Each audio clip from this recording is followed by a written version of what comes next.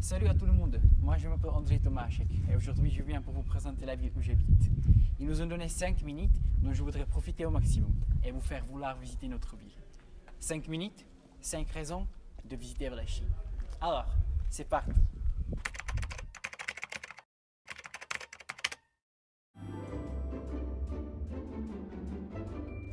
Pas seulement les amoureux d'histoire vont se sentir comme un poisson dans l'eau avec la Chine.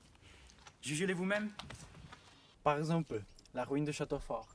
Qui est maintenant interdit de visiter parce que c'est une affaire d'autres districts. À son époque, l'un des plus importants châteaux du royaume tchèque. Depuis la préhistorique, ou bien la toute première voie ferrée sur le continent européen. Saviez-vous que Velešín avait été le premier arrêt du président Tomáš Garrigue Masaryk en son retour à Tchécoslovaquie après la Première Guerre mondiale? Et oui, dans cette maison, il a mangé son premier plat tchèque. Vous vous souvenez des contes de fées que votre mamie lisait avant de vous coucher? Velešín, sans doute, pourrait être l'un de ces villages féeriques. Regardez bien ce portail gothique, les façades irisées. Ou bien cette maison qui se ressemble fortement à un château de Belle au bois dormant. La particularité de Velešín est le nombre de maisons avec les éléments gothiques, soit les caves, les portails ou les oreillers. À part cela, à Velešín vous pouvez trouver les monuments baroques,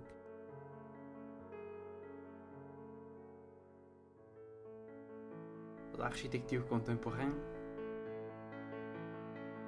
les bâtiments injustement damnés du siècle dernier.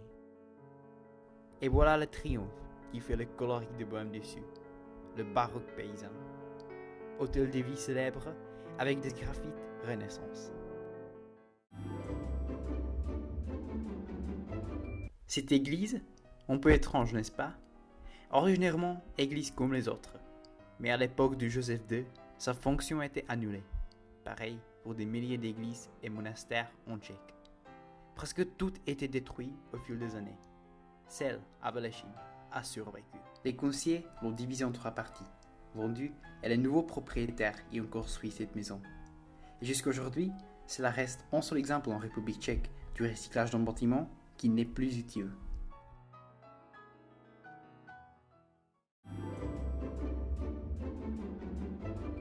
Vous vous souvenez de cette maison que je vous ai montrée il y a quelques minutes? Elle s'appelle Kanturkovec. Elle était un abri à la firme de Chital, des peintres amateurs. Aujourd'hui, elle sert comme un musée. La cuisine noire, la four à pain utilisée pendant les festivals d'été, ou bien la reconstruction historique de la Renaissance banc de Rosenberg qui existait à Velešín. En hiver, il y a une grande exposition de crèches. Vous savez que celle de Velešín, appelée crèche de Roha, est l'une des plus grandes crèches en République tchèque. Elle est toute coulissante.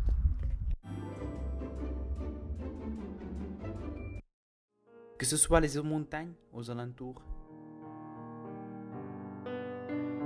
ces villages iconiques à l'horizon qui font inséparable partie de notre ville, n'importe où vous allez, vous êtes toujours entouré par la nature virginale. Et c'est ce que j'aime le plus ici. Parmi les villes tchèques, il n'y a que Velešín dans mon cœur.